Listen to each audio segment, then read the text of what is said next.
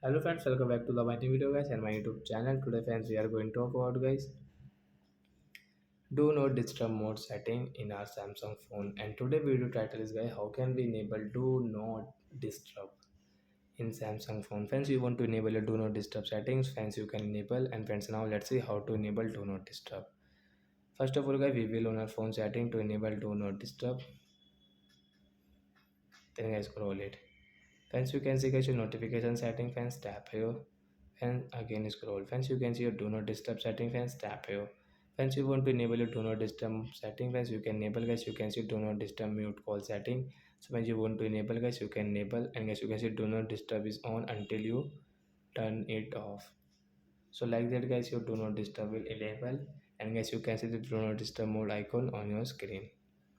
So that's it guys, thanks for watching the video, friends. We will meet on next video. Bye bye friends, thanks for watching.